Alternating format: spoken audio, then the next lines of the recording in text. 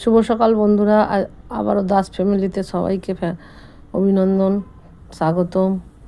আর সবাই ভালো থাকো, সুস্থ থাকো এই কামনা করে আমার ব্লগটা আরম্ভ করেছি। ভাত বসিয়ে দিয়েছি, ডাল বসিয়ে দিয়েছি, দেখো থোর কেটেছি, থোর ভাজবো। আর মাছের ডিম এনেছি, মাছের ডিম বড়া করে তরকারি করব। আর লাল নোটে শাক বড়ি দিয়ে চচ্চড়ি করবো। দেখো এদিকে ভাত আর ডাল বসিয়ে দিয়েছি।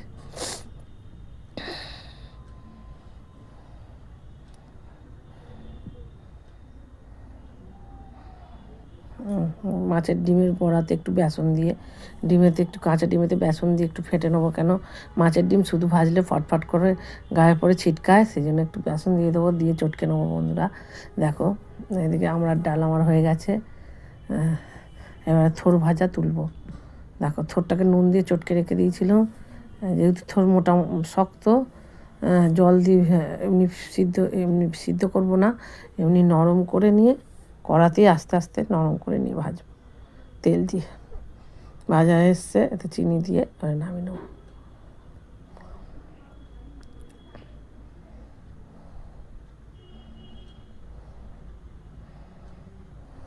দেখো নামিয়ে নিলাম থোর ভাজা। আজকে একটা নতুন রান্নার রেসিপি নিয়ে চলে এসেছি তোমাদেরকে। এইটা দেখানো মূল কারণ না, মূল হচ্ছে সেই যে রান্নাটা দেখাবো সেটাই দেখাতে চলেছি। এটা দেখো, এরপরই লাল নোটে শাক বড়ি দিয়ে চচ্চড়ি করবো নিরামিষ। থোর ভাজা আমার হয়ে গেছে। এবার বড়িটা ভেজে নিচ্ছি, নোটে শাক করবো। আনাজটা সবজিটা আগে তেলে কাঁচা লঙ্কা পাঁচফোড়ন দিয়ে আনাজটা নেড়ে নেবো। নিয়ে এবারে প্রত্যেক দিনের মতো আজও বলছি, শাক আমি শাকের জলেতেই সিদ্ধ করি, কেন শাকে জল দিলে প্যাচ প্যাচ করে। ওই জন্য শাকটা তুলে দেবো না, ভাজা হয়ে গেছে যেহেতু শাকটা তুলে দেবো। শাকটা তুলে দিয়ে এবারে চাপা দিয়ে দেবো, দিয়ে নুন হলুদ লঙ্কা গুঁড়ো দেবো না, নুন হলুদ চিনি, স্বাদ মতো চিনি দিয়ে বড়িটা লাস্টে দিয়ে ভালো করে ঝিম আছে সিদ্ধ করে নেবো। দেখো দিয়ে হয়ে গেলে নামিয়ে নেবো। দেখো আমার এই নোটে শাক চচ্চড়ি হয়ে গেছে, এবার নামিয়ে নেবো। এইবারে আমার আসল রান্না, ডিমের বড়া করে আলু দিয়ে তরকারি। কে কে এরকম তরকারি খেয়েছো আমাকে কমেন্ট করে অবশ্যই জানাবে। আর আমার মতন করে রান্না করো নাকি তাও কমেন্ট করে জানাবে। আমার রান্নাটা ভালো লাগলে অবশ্যই লাইক কমেন্ট শেয়ার করে দেবে। দেখো ডিমের বড়াটা এবারে কী করে তরকারি করি। কড়াতে তেল দেবো, দিয়ে আর ডিমটাকে ফেটে রেখে দিয়েছি, সেটাকে বড়া করে ভাজবো, ছেড়ে দিয়ে দেবো।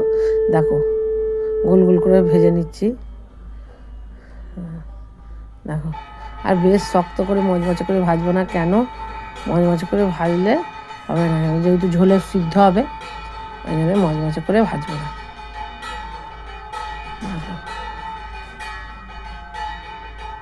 দেখো সিদ্ধ হয়ে গেছে, এই ভাজা হয়ে গেছে।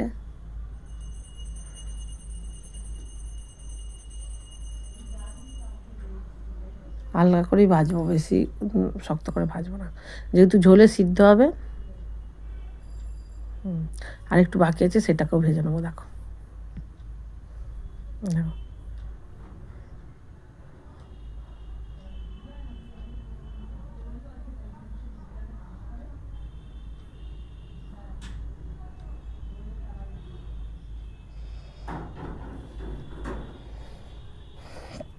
বড়াটা ভাজা হয়ে গেলে তুলে নেবো বন্ধুরা। দেখো এবারে আলুটা নেড়ে নেবো। আলুটা নেড়ে নিয়ে আলুটা তুলে রেখে দেবো। বড়া ভাজা হয়ে গেছে, আলু ভাজা হয়ে গেছে। এবারে কড়ায় তেল দিয়ে একটু চিনি দিয়ে, যেমন করে মাংসের পেঁয়াজ আদা রসুন কষায় সেরকম করে কষাবো। দেখো পেঁয়াজটা দিয়ে দিলাম, দিয়ে লাল লাল করে ভেজে নিলাম। একটু ভালো করে পাশ করে লাল করে ভাজবো, তারপরে আদা রসুনটা দিয়ে দেবো বন্ধুরা।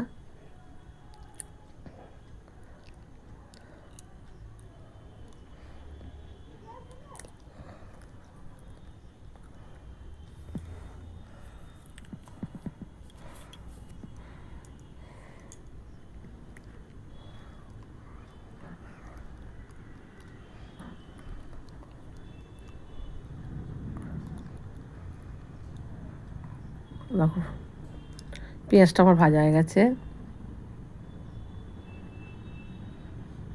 দেখো আদা রসুন ছেঁচা দিয়ে দিচ্ছি, আদা রসুন বাটি নিয়ে ছেঁচেছি দিয়ে দিলাম।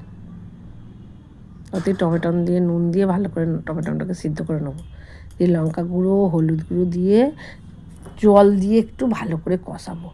মশলা থেকে তেল ছেড়ে দিলে তারপরে ডিমটা তুলে দেবো। দেখো ভালো করে কষাবো। দেখো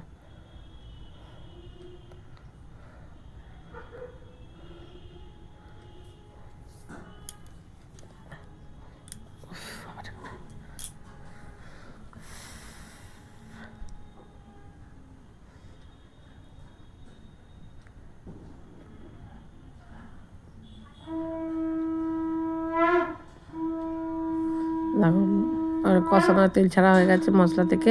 এবারে বড়াটা দিয়ে দেবো, বড়াটা দিয়ে এবারে কষাবো জল দিয়ে একটু, তার মধ্যে আলুও দিয়ে দেবো, দিয়ে ভালো করে কষাবো, কষিয়ে তারপরে জল ঢেলে দেবো। আলু দিয়ে দিলাম।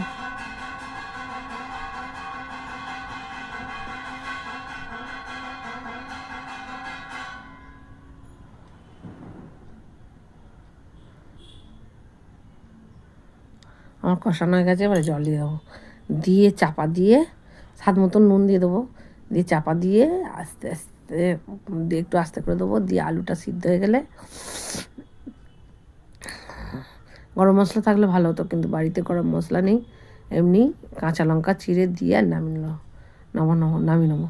দেখো আমার তরকারিটা হয়ে গেছে, কাঁচা লঙ্কা চিড়ে দিয়ে দেবো, দিয়ে আর তরকারিটা নিয়ে নামিয়ে নেবো। আজকের তরকারিটা খুব সুন্দর খেতে লেগেছে বন্ধুরা। আমি যেহেতু পরে এটা ছেড়েছি, তো তার আগে আমার তো খাওয়া গেছে, আমি তাই জন্য বলছি আজকের তরকারিটা খুব সুন্দর হয়েছে দেখতে, দেখতেও ভালো হয়েছে, খেতেও ভালো হয়েছে। এরকম করে তরকারি করে রান্না করে খেও বন্ধুরা। ব্যাস এখানেই আমার মিনি ব্লগটা শেষ করলাম। আর সবাই সুস্থ থেকো, ভালো থেকো, টাটা বাই বাই।